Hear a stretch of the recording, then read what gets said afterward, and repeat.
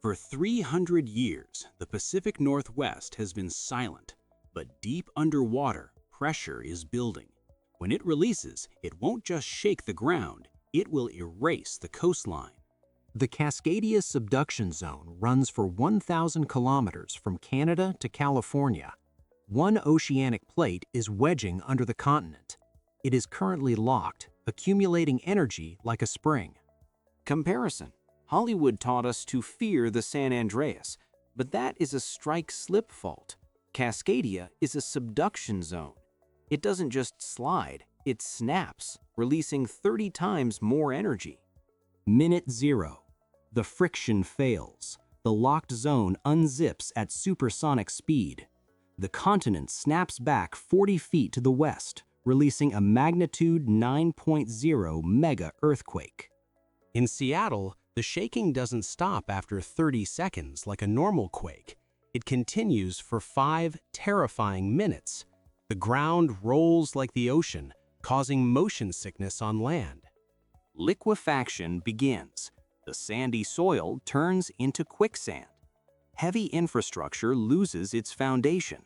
Bridges, ports, and unreinforced masonry buildings collapse instantly into the muddy sludge. The electrical grid is severed. Gas lines rupture, sparking hundreds of fires across Portland and Vancouver. But the fire trucks cannot move because the roads are destroyed. Minute 15. The shaking stops, but the danger has just begun. On the coast, the ocean recedes unnaturally fast, exposing the seabed. This is the only warning nature gives. The water returns as a wall. A tsunami, 30 meters high, traveling at the speed of a jetliner, slams into the coastline. It is not clean water, it is a grinder. Small coastal towns like Seaside and Cannon Beach are obliterated instantly. The wave penetrates miles inland, carrying debris that acts like battering rams against anything standing. In the Puget Sound, the geography traps the water, creating a sloshing effect. Seattle gets hit later, but the water rises rapidly, flooding the industrial districts and the stadium. Inland, the danger is invisible. Seismic waves crack aging hydroelectric dams along the rivers.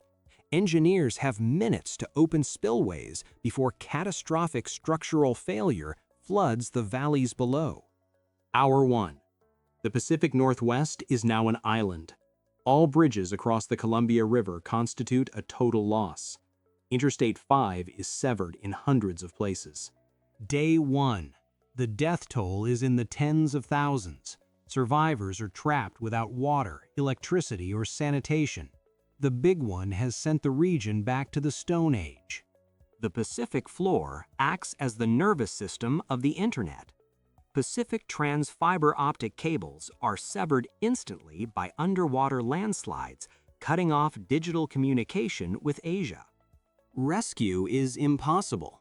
Airports have buckled runways. Ports are destroyed. The military can only drop supplies by helicopter, but the scale of need is overwhelming. The disaster becomes global. 10 hours later, a ghost tsunami strikes Japan, echoing the orphan tsunami of 1700.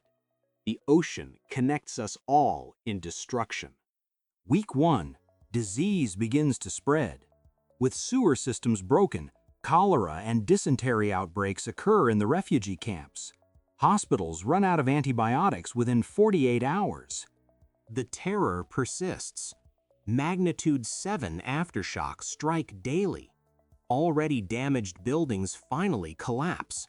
Survivors cannot sleep, fearing the ground will open up again at any moment. Month 1. The economic shockwave hits the world. Amazon and Microsoft headquarters are non-functional. Cloud servers hosted in the region go offline, disrupting the global internet. Supply chains shatter. The ports of Seattle and Tacoma handled massive Asian trade. Without them, retail goods disappear from shelves across the Midwest. The Hanford nuclear site, sitting near the Columbia River, leaks radioactive waste from cracked tanks. A second silent exclusion zone is established, poisoning the water table. Year 1. The cleanup is slow. Millions of tons of debris contain hazardous materials.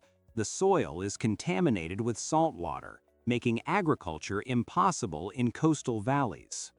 A mass migration occurs. 1 million people leave the Pacific Northwest permanently. Real estate values drop to zero. The concept of home is redefined. Year 5. Seattle is rebuilt, but smaller. New building codes are draconian. The skyline has changed. The glass towers are gone, replaced by lower reinforced bunkers. Scientists discover the stress has transferred. The pressure release in Cascadia has increased the load on the San Andreas fault. The big one for California is now inevitable. The Cascadia event was not an anomaly. It is a geological heartbeat that strikes every few centuries. We built our civilization in the pause between beats. Nature does not care about our borders or our economy. The Earth moves, and we must move with it or be buried beneath it. This is the reality of life on a living planet. The clock is ticking for the next event. Are you prepared?